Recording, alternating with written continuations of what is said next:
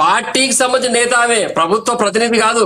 పార్టీకి సంబంధించిన వ్యక్తి ప్రభుత్వ అధికారులతో సమీక్ష చేయడం ఏంటంటే విచిత్రం. కాకపోతే ప్రభుత్వం ఏమైపోయింది? ప్రభుత్వ అస్తిత్వం కోల్పోయిందా? ప్రభుత్వం నడపాల్సింది మీనాక్షి నటరాజన్, రేవంత్ రెడ్డి ఎవరు కదా, ముఖ్యమంత్రి గారు నడపాలి. ఈమెనే క్షేత్రస్థాయిలో పర్యటన చేసి పబ్లిక్ తో మాట్లాడడం, దాంతో పాటు అధికారులతో సమీక్ష చేయడం ఎంతవరకు కరెక్ట్? ఇది తెలంగాణ పూర్తిగా మీరు స్టార్ట్ చేద్దాం అనుకున్న పాదయాత్ర వాళ్ళు స్టార్ట్ చేశారని మీకు ఏమైనా అక్కసుగా ఉందా? మీరు ఎప్పుడు స్టార్ట్ చేస్తున్నారు పాదయాత్ర? ఒకటి వినండి, టిఆర్ఎస్ పార్టీ ఉద్యమ పార్టీ. ఇది పుట్టిందే తెలంగాణ కొరకు. ఇంట్లో పంచాయతీలు ముందు తెగట్లేదు, ముడిపట్టలేదు. మీ పంచాయతీలు ముడిపెట్టుకుంటారా? ఒకటి వినండి, ఎవరు ఎన్ని పాదయాత్రలు చేసినా, ఎవరు ఎంత పబ్లిక్ ఏ విషయాలు చెప్పినా ప్రజలు నమ్మేదే నమ్ముతారు, వాళ్ళు చేసేది చేస్తారు. ఎవరు అస్తిత్వం వాళ్ళకు ఉంటది.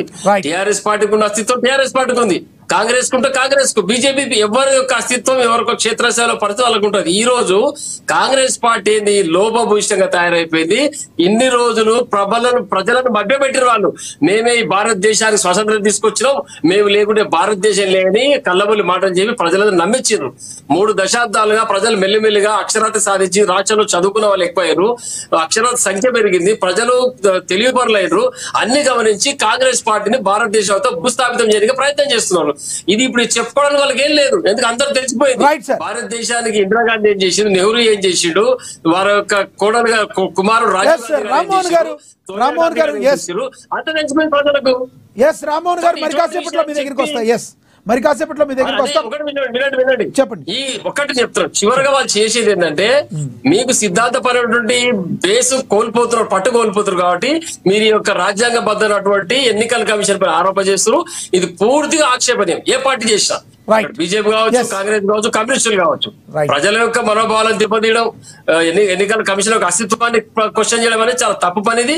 మీకు చేతనైతే ప్రజల దగ్గరికి వెళ్ళండి, అడుక్కోండి, ఓట్లు వేయించుకోండి, పని చేయండి, ప్రజలకు మీ యొక్క అభివృద్ధి ఫలాలు అందించండి, ఓట్లు తీసుకోండి, అధికారంలో కూర్చోండి, భారతదేశాన్ని 100 సంవత్సరాలు పరిపాలన చేయండి. దాంట్లో తప్పు లేదు. కానీ నేను చేస్తే సంసారం, ఇంకోటి చేస్తే వ్యభిచారం విధంగా కాంగ్రెస్ పార్టీ పనిచేస్తుంది.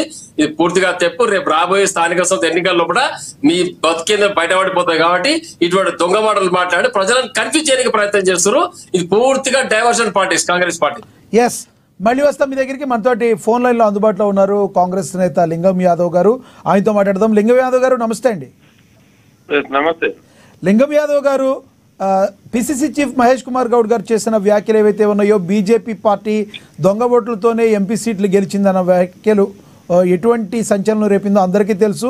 మీరు చూస్తున్నారు, కాంగ్రెస్ పార్టీ సిద్ధాంతపరంగా ఎప్పుడో కనుమరుగైపోయింది, వాళ్ళకి సిద్ధాంతం లేవని మాట్లాడుతున్న బీజేపీ బీఆర్ఎస్ వ్యాఖ్యల్ని, అధికార ప్రతినిధులు మాట్లాడిన మాటల్ని మీరు ఏ రకంగా చూస్తారు?